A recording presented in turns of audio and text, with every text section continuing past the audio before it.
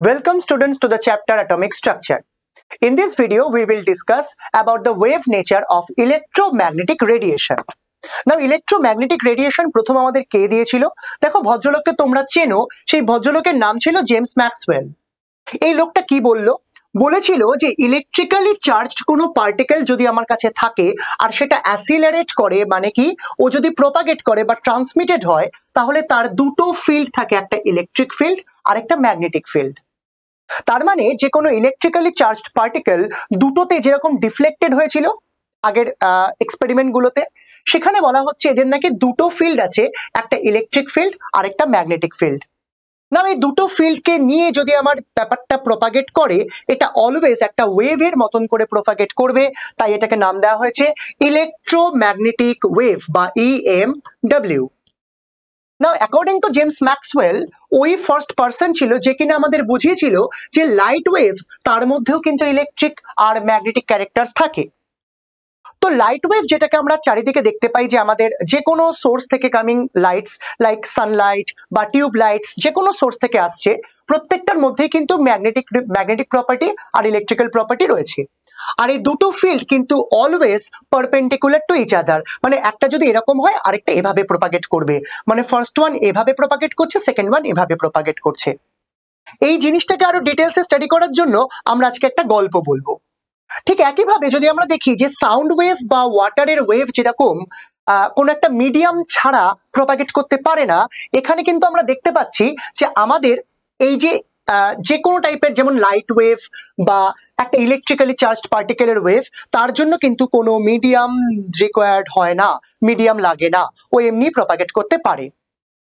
আরেকটা কথা আমরা জানবো অ্যালঙ্গিং উইথ দিস ইলেকট্রোম্যাগনেটিক স্পেকট্রাম, সেটা হচ্ছে যে যদি আমরা কোনো লাইটকে দেখি সেটা কিনা পাস করছে from lighter medium to a denser medium, ওখানে কিন্তু একটা খুব সুন্দর জিনিস দেখা যায় যে শর্টার ওয়েভলেন্থের যে সমস্ত লাইটস গুলো আছে তাদের বেন্ড অনেক বেশি হয়, আর যদি কোনো হেভি তোমার মোর মানে লার্জার ওয়েভ থাকে তার কিন্তু বেন্ড অনেক কম হবে।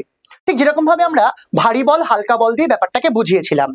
আরেকটা কথা, ভায়োলেট লাইট যদি থাকে, ভায়োলেট কালারের লাইট, তার স্পেকট্রাম অনেক বেশি বেন্ড করবে, আর রেড লাইটের বেন্ড কিন্তু অনেক কম হবে। দ্যাটস ওয়াই আমরা সিগন্যালিং সিস্টেমে অলওয়েজ কিন্তু রেড লাইট ইউজ করি, বিকজ ওর ডিফ্লেকশনটা কম হয়।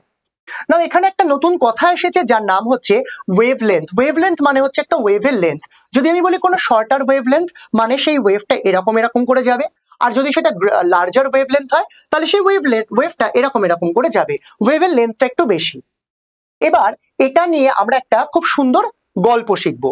দেখা যাক, আমার কাছে একটা ব্যাঙ আছে আর একটা সাপ আছে। নাও ব্যাঙ কিভাবে এগোয়? ব্যাঙ অলওয়েজ জাম্প করে করে এগোয়, মানে ব্যাঙের যে প্রপাগেশনটা সেটা অলওয়েজ এই ডিরেকশনে হচ্ছে। কোন অ্যাক্সিসে? এই অ্যাক্সিস, অ্যালঙ্গিং দিস অ্যাক্সিস ওটা কিন্তু মুভ করছে। আর যদি সাপকে দেখি, এটা কিন্তু মুভ করছে দিস অ্যাক্সিস, মানে পারপেন্ডিকুলার টু ইচ আদার। তো এই সাপ আর ব্যাঙের খেলাটা আমরা ইলেকট্রোম্যাগনেটিক স্পেকট্রাম দিয়ে বোঝার চেষ্টা করব। দেখা যাক, যেমন আমি যদি বলি এটা আমার একটা অ্যাক্সিস এক্স অ্যাক্সিস, এটা আমার ওয়াই অ্যাক্সিস আর এটা জেড অ্যাক্সিস। না, এই তিনটে অ্যাক্সিসের মধ্যে আমরা দুটো ওয়েভকে পারফর্ম করাচ্ছি। প্রথম ওয়েভটা যাচ্ছে এই প্লেনে, দেখো ভালো করে, ঠিক যেভাবে ব্যাঙ লাফিয়েছিল ঠিক সেইভাবে এই ওয়েভটা যাচ্ছে। আর এভাবে যাচ্ছে আমার ইলেকট্রিক ফিল্ড। ঠিক অপোজিট মানে পারপেন্ডিকুলার প্লেনে গ্রিন কালারের যেটা কিনা যাচ্ছে সেটা হচ্ছে আমার ম্যাগনেটিক ফিল্ড। তাহলে বোঝা গেল ইলেকট্রিক ফিল্ড আর magnetic field always perpendicular to each other. এভাবেই যে কোনো ইলেকট্রোম্যাগনেটিক ওয়েভ কিন্তু প্রপাগেট করে। সো আমরা এটাকে নাম দেব ইলেকট্রোম্যাগনেটিক রেডিয়েশন বা electromagnetic waves. Now comes to the wavelength. দেখো, আমি যদি বলি অনেকগুলো ওয়েভলেন্থ একসঙ্গে অনেকগুলো কালার ব্যান্ডস তৈরি করেছে ভিজিবল রিজিয়নে, সেগুলোকে নাম দেওয়া হচ্ছে স্পেকট্রাম। এই স্পেকট্রামের আরেকটা ডেফিনেশন তোমাদেরকে দেব, সেটা হচ্ছে series of wavelengths of various regions of electromagnetic radiation is also called spectrum. তাহলে স্পেকট্রাম ব্যাপারটা বোঝা গেল। এবার অনেকগুলো ক্লোজ স্পেকট্রাম যদি একসঙ্গে থাকে, মানে অনেকগুলো লাইট যদি একসঙ্গে থাকে, সেটাকে নাম দেওয়া হচ্ছে ব্যান্ড। ইলেকট্রোম্যাগনেটিক স্পেকট্রাম নিয়ে আরেকটা কথা আমি বলবো, যে ইলেকট্রোম্যাগনেটিক স্পেকট্রাম যদি ভিজিবল লাইট গুলোকে একটা কম্প্যাক্ট জায়গায় তৈরি করে উইদাউট এনি গ্যাপ বা উইদাউট এনি স্পেস, তখন সেটাকে বলা হচ্ছে কন্টিনিউয়াস স্পেকট্রাম। আর যদি মাঝখানে কোনো গ্যাপস পড়ে যায়, তখন সেটাকে নাম দেওয়া হবে ডিসকন্টিনিউয়াস স্পেকট্রাম। তো কন্টিনিউয়াস স্পেকট্রাম আর ডিসকন্টিনিউয়াস স্পেকট্রাম কিন্তু খুবই ইম্পর্টেন্ট একটা জায়গা। আচ্ছা, কন্টিনিউয়াস স্পেকট্রামের একটা এক্সাম্পল যদি আমি চাই, দ্যাট উইল বি রেইনবো। ঠিক একইভাবে আমাদের কাছে যদি কোনো ওয়েভলেন্থ থাকে যেখানে কোনো কালার মিস থাকে, সেটাকে আমরা নাম দিয়েছি ডিসকন্টিনিউয়াস স্পেকট্রাম। এর অনেকগুলো এক্সাম্পলস, যেমন ধরো হাইড্রোজেন লাইন স্পেকট্রাম, সেগুলি নিয়ে আমরা পরে ডিসকাস করব। আচ্ছা, আরেকটা কথা আমরা দেখবো, সেটা হচ্ছে ফ্রিকোয়েন্সি অফ লাইট, মানে ইলেকট্রোম্যাগনেটিক রেডিয়েশনের কতগুলো ভাগ আছে। এগুলোকে অলওয়েজ হার্টজ ইউনিট বা সিপিএস ইউনিটে মেজার করা হয়। What is hertz, what is frequency, এই ভিডিওর লাস্টে গিয়ে আমরা ডিসকাস করছি। এবার দেখবো কত রকমের ইলেকট্রোম্যাগনেটিক স্পেকট্রাম হয়। একদম প্রথমে আসে গামা রেস, যার রেঞ্জ হচ্ছে 10⁻²৪ 10⁻23 রিজিয়নে বা 20 রিজিয়নে। এরপরে আসছে এক্স রেস, যার রেঞ্জ হচ্ছে 10⁻18 রিজিয়নে, মানে সবই হার্টজে মেজার করা হচ্ছে। এরপরে আসছে আলট্রাভায়োলেট রিজিয়ন, তারপরে আসছে ভিজিবল লাইট, তারপরে আসছে আইআর বা ইনফ্রারেড লাইট, এরপরে আসছে মাইক্রোওয়েভস, যেগুলো কিন্তু আমরা দেখতে পাই না, আর তারপরে আসছে রেডিও ওয়েভস, সেগুলো আমরা দেখতে পাই না। রেডিও ওয়েভস এর পরে আসছে সব থেকে বেশি ফ্রিকোয়েন্সির, যেগুলো কিনা 10 হার্টজ ফ্রিকোয়েন্সির, সেগুলো হচ্ছে লং রেঞ্জ রেডিও ওয়েভস। এর মধ্যে শুধুমাত্র ভিজিবল রিজিয়নটাই আমাদের চোখে দেখা যায়। আর ভিজিবল লাইন স্পেকট্রাম বা ভিজিবল রেঞ্জটাকে যদি আমরা দেখি, সেই ভিজিবল ইলেকট্রোম্যাগনেটিক স্পেকট্রামের প্রথমেই থাকছে ভায়োলেট লাইট, যেরকম আমরা ছোটবেলায় পড়েছিলাম না ভিপ জিওর, এখানেও কিন্তু আমরা সেটা দেখতে পাবো, ভিপ জিওর। তাহলে একদম প্রথমে থাকছে ভায়োলেট, তারপরে থাকছে blue, Indigo, green, yellow, orange and red. একটু দেখে নেব এই প্রত্যেকটা লাইটের বা প্রত্যেকটা কালার অফ লাইটের, 7টা কালার, তাদের ওয়েভলেন্থ কত করে থাকছে। একদম প্রথমে থাকছে 400 ন্যানোমিটার, এটা থেকে স্টার্ট হয়ে 750 ন্যানোমিটার পর্যন্ত ব্যাপারটা যাচ্ছে। তাহলে কার ওয়েভলেন্থ সব থেকে বেশি হলো? রেড লাইটের ওয়েভলেন্থ কিন্তু সব থেকে বেশি হচ্ছে, whereas ভায়োলেটের ওয়েভলেন্থ কিন্তু অনেক কম। সো এখান থেকে আমরা ওয়েভলেন্থ নিয়ে একটা ছোট্ট ডিসকাশন পেলাম। এবার ওয়েভলেন্থ ব্যাপারটাকে আরেকটু ভালো করে বুঝবো, যেখানে আমরা ইলেকট্রোম্যাগনেটিক রেডিয়েশনের ডিফারেন্ট মেজারেবল ক্যারেক্টারিস্টিক্স গুলোকে স্টাডি করব। সবথেকে প্রথমে যেটা আসবে, দ্যাট ইজ নিউ বা ফ্রিকোয়েন্সি। এটা গ্রিক লেটার নিউ দিয়ে ফ্রিকোয়েন্সিকে মেজার করা হয় বা ডিনোট করা হয়। ঠিক এরপরেই আসবে যেটা, সেটা হচ্ছে ল্যামডা। ল্যামডা মানে হচ্ছে ওয়েভলেন্থ, ল্যামডা গ্রিক লেটার, এটা দিয়ে মেজার করা হচ্ছে। C is the speed of that particular light. এরপরে আসছে অ্যামপ্লিটিউড, যেটাকে আমরা এ দিয়ে মেজার করতে পারি। আর তারপরে আসছে নিউ বার, এটাকে বলা হচ্ছে ওয়েভ নাম্বারস। সো একটু দেখে নি কোনটা কিভাবে মেজার করা হয় বা কার ইউনিট কি কি। তো প্রথমে যেটা আসবে, দ্যাট ইজ ফ্রিকোয়েন্সি। ফ্রিকোয়েন্সি মানে হচ্ছে নাম্বার অফ অসিলেশনস বা number of vibrations per second. তো যদি আমি বলি ফ্রিকোয়েন্সিকে কি দিয়ে ডিনোট করা হচ্ছে, দ্যাট ইজ নিউ লেটার দিয়ে ডিনোট করা হচ্ছে, গ্রিক লেটার নিউ। আর এর ইউনিট কি হচ্ছে, দ্যাট ইজ সিপিএস বা যেটাকে সাইকেলস পার সেকেন্ড বলা হচ্ছে। হার্টজ বলে একজন সায়েন্টিস্ট এটাকে ইনভেন্ট করেছিল বলে এটাকে নাম দেওয়া হচ্ছে হার্টজ, মানে ওর ইউনিট হচ্ছে hertz. 1 hertz is equal to 1 CPS. Now এখান থেকে আমরা একটা ইকুয়েশন ড্র আউট করতে পারি, that is nu is equal to c by lambda. Now what is new? New is the frequency, lambda is the wavelength as previously discussed, and c is the velocity of the light. এবার new is equal two 1/t আমরা বলতে পারি, মানে একটু আগেই আমরা যেটা দেখেছিলাম সাইকেলস পার সেকেন্ড মানে সিপিএস।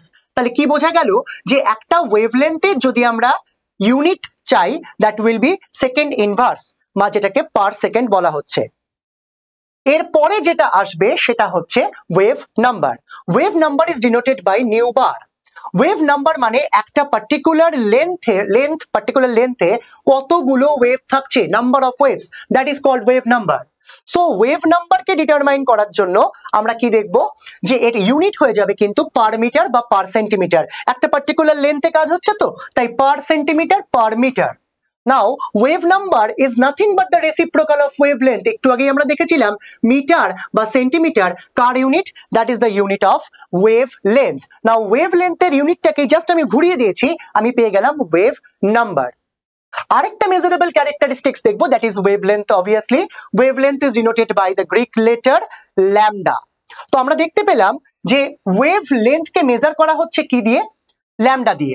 আচ্ছা ওয়েভলেন্থ এর ইউনিট কি হবে, ওয়েভলেন্থ এর ইউনিট হয়ে যাবে সেন্টিমিটার অর মিটার। নাও এখানে আমার কাছে দুটো অ্যাক্সিস আছে, ধরে নাও সাপ বা ব্যাং যে কোনো একজন লাফাচ্ছে বা গড়িয়ে গড়িয়ে যাচ্ছে।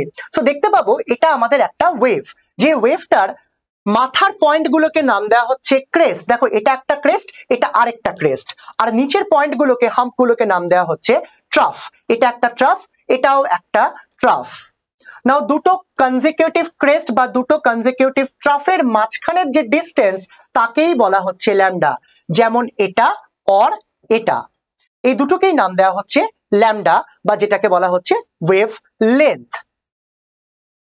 সেই গেল আমাদের ওয়েভ লেন্থ। এবার আমরা জানবো ওয়েভ লেন্থ। দেখো ওয়েভ লেন্থের অনেকগুলো ইউনিট আছে, যেমন 1 angstrom that is equal to 10⁻⁻10 nanometre বা যেটাকে 10⁻⁸ সেন্টিমিটারেও এক্সপ্রেস করা যায়। ঠিক একইভাবে আমরা কিন্তু ন্যানোমিটারসে ওটাকে এক্সপ্রেস করতে পারি। 1 nanometre is equal to 10⁻⁷ centimetre. Picometres মানে 10⁻12 মিটার। এছাড়া 1 nanometre is equal to 1000 picometre বা 1 angstrom is equal to 100 picometre. So আমরা পেয়ে গেলাম এগুলো। এছাড়া 1 মাইক্রন বা 1 micrometre is equal to 10⁻⁻6 metre. এইবার আমরা বলবো আরেকটা কথা, আরেকটা একটা কোয়েশ্চেন দিয়েছি তোমাদেরকে। 300 ন্যানোমিটারস এর কোনো একটা ওয়েভলেন্থ আছে, এটাকে অ্যামস্ট্রং ইউনিটে ট্রান্সফার করতে হবে। কিভাবে করব? একদম প্রথমে যেটা করব, দেখো এখানে চারটে অপশন দেওয়া আছে, 30 angstrom, 300 angstrom, 3000 angstrom and 30,000 angstrom. Conversion ফ্যাক্টরটা আমাদের জানতে হবে। এটার আনসার হয়ে যাবে 3000 angstrom. Why? Because we know that 1 nanometer is equal to 10 Armstrong, then 300 nanometer is equal to 300 into 10, that is equal to 3000 Armstrong. As simple as that. এবার আমরা চলে যাব কতগুলো ক্যারেক্টারিস্টিক্সে, যে ক্যারেক্টারিস্টিক্স গুলো মানে ইলেকট্রোম্যাগনেটিক রেডিয়েশনের ক্যারেক্টারিস্টিক্স, যেগুলো আমাদের দিয়েছিল প্ল্যাঙ্ক। নতুন একজন সায়েন্টিস্ট, নতুন একটা গল্প, ম্যাক্স প্ল্যাঙ্ক। ম্যাক্স প্ল্যাঙ্ক আমাদের দিয়েছিল কোয়ান্টাম থিওরি। এই কোয়ান্টাম থিওরিটা আমাদের কিন্তু অনেক দূর নিয়ে যাবে এই অ্যাটমিক স্ট্রাকচারটাকে। তো প্রথম কথা জানতে হবে যে কতগুলো এক্সপেরিমেন্টাল ফেনোমেনন আছে যেগুলো ইলেকট্রোম্যাগনেটিক রেডিয়েশন এক্সপ্লেন করতে পারে না। দেখা যাক সেগুলো কি কি। প্রথম কথা হচ্ছে nature of the emission of the hot bodies. আচ্ছা, যেমন ধরো ব্ল্যাক বডি রেডিয়েশন, এটাকে কিন্তু ইলেকট্রোম্যাগনেটিক স্পেকট্রাম লাইট এক্সপ্লেন করতে পারছে না। ঠিক একইভাবে আরেকটা জিনিস হচ্ছে কোনো মেটাল সারফেসে রেডিয়েশন পড়লে সেখান থেকে ইজেকশন অফ ইলেকট্রন, যেটাকে পরবর্তীকালে আমরা জানবো ফটো ইলেকট্রিক এফেক্ট নিয়ে নামে। তো ফটো ইলেকট্রিক এফেক্টও এক্সপ্লেন করা যাচ্ছে না। বা heat capacities of solid different টেম্পারেচারে ডিফারেন্ট হচ্ছে, ওয়াই? এটাকেও কিন্তু এক্সপ্লেন করা যাচ্ছে না। এছাড়া হাইড্রোজেনের লাইন স্পেকট্রামকেও কিন্তু এক্সপ্লেন করা যায়নি by James Maxwell's theory. So এটার জন্য আমাদের নতুন একটা থিওরি লাগবে, সেটা হচ্ছে ম্যাক্স প্ল্যাঙ্কের থিওরি। একটু প্রথমে জানতে হবে what is called black body. এই ব্ল্যাক বডি মানে কি বডি হুইচ ইজ ব্ল্যাক? না, ব্ল্যাক বডি মানে হচ্ছে এরকম টাইপের একটা মেটাল বল। এই মেটাল বলের একদম সামনে একটা পিন হোল করা থাকে, আর সেই পিন হোলের মধ্যে দিয়ে একটা লাইট ভেতরে যদি ঢুকে যায়, তাহলে কিন্তু সেই লাইটটার ফ্রিকোয়েন্সি ভেতরে হারিয়ে যায়, ওয়েভলেন্থ ভেতরে হারিয়ে যায়, পার্টিকেলটা আস্তে আস্তে অ্যাবজর্ব হয়ে যায় এবং সেখান থেকে একটা রেডিয়েশনস বেরিয়ে আসে, that is H into new. এই এইচ ইন্টু নিউ ব্যাপারটাকেই আমাদের ম্যাক্স প্ল্যাঙ্ক নাম দিয়েছে কোয়ান্টাইজেশন অফ ফোটন। এই ফোটন ব্যাপারটা আমাদের এবার বুঝতে হবে, তা না হলে কিন্তু আমরা এগোতে পারবো না। প্রথম কথা হচ্ছে ব্ল্যাক বডির মধ্যে কোনো রেডিয়েশন এভাবে যদি ঢুকে আসে, সেটা মাল্টিপল ধাক্কা খেতে খেতে আস্তে আস্তে কিন্তু ভেতরে অ্যাবজর্ব হয়ে যায়। তো আমরা কি বুঝলাম যে কোয়ান্টাম থিওরি অফ লাইট মানে আমরা যদি কোনো একটা, ধরো আমি তোমাদের এরকম একটা এক্সাম্পল দিচ্ছি, আমার হাতটা বৃষ্টির তলায় আছে। এবার বৃষ্টির তলায় থাকলে হাতটা কিভাবে ভিজবে? ড্রপলেটস অফ ওয়াটার এর উপরে পড়তে পড়তে পুরো হাতটাকে ভিজিয়ে দেবে। ঠিক সেরকম ভাবেই আমরা যখন কোনো একটা লাইট ওয়েভের সামনে নিজেকে দাঁড় করাই বা নিজের হাতটাকে রাখি, কতগুলো ছোট ছোট ড্রপলেটস বা ছোট ছোট পার্টিকেলস আমার হাতের ওপর এসে পড়ে। নাও তখন কিন্তু আমার পুরো হাতটা আলোয় আলো হয়ে যাচ্ছে, মানে হাতটা দেখা যাচ্ছে। তাহলে এই পার্টিকেলস গুলোর নাম কি দেওয়া হবে? নাম দেওয়া হচ্ছে ফোটন পার্টিকেলস। তার মানে যে কোনো লাইট সোর্স থেকে আলটিমেটলি ফোটন বলে যে লাইটটা আছে সেটা বেরিয়ে আসছে। So energy of the light is called photon, আর তার স্পিড হচ্ছে ভেলোসিটি অফ লাইট, যেটাকে আমরা সি দিয়ে ডিনোট করছিলাম। সি এর ভ্যালু কত? 3 into 10⁸ মিটার পার সেকেন্ড। আচ্ছা, এখানে আমরা দেখতে পাচ্ছি যে এনার্জিটা পাওয়া যাচ্ছে না, একটা ফোটনের যে এনার্জি, সেই ভ্যালুটা আমাদের দিচ্ছে Max Planck, and that is E is equal to h into nu. Now nu is equal to আমরা একটু আগে পেয়েছিলাম সি বাই ল্যামডা, সেই ভ্যালুটা এখানে পুট করে দিলাম। So E becomes hc by lambda, where h is called Planck's constant। ভ্যালুটা কত, ভ্যালুটা কিন্তু মনে রাখতে হবে, that is 6.626 into 10 to the power minus 34 joule second. So এই হচ্ছে আমাদের ম্যাক্স প্ল্যাঙ্কস কোয়ান্টাম থিওরি। এই থিওরি দিয়ে আরো কতগুলো কথা বলা যায়, যেমন যদি কোনো ফোটন ভ্যাকুয়ামে ট্রাভেল করে তার ভেলোসিটি কত হবে, 3 into 10 to the power 8 metre per second, which is the speed of light। আর ফোটন ইলেকট্রিক্যালি নিউট্রাল, মানে এর মধ্যে কোনো চার্জ নেই, মানে ইলেকট্রিক ফিল্ড বা ম্যাগনেটিক ফিল্ড অ্যাপ্লাই করলে এই ফোটন কিন্তু ডিফ্লেক্টেড হয় না। আরেকটা কথা সেটা হচ্ছে ফোটন ট্রাভেল করার জন্য কোনো মিডিয়ামের দরকার পড়ে না, যেমন আমরা দেখেছিলাম এটা কিন্তু ভ্যাকুয়াম মিডিয়ামেও আরামসে ট্রাভেল করতে পারে। নাও এনার্জি যদি আমি দেখি, that is directly proportional to the frequency, মানে energy that is E proportional to nu. আরেকটা কথা আমরা পড়বো, দ্যাট ইজ এটা মানে এনার্জিটা inversely proportional to wavelength as we know, nu that is proportional to 1 by lambda.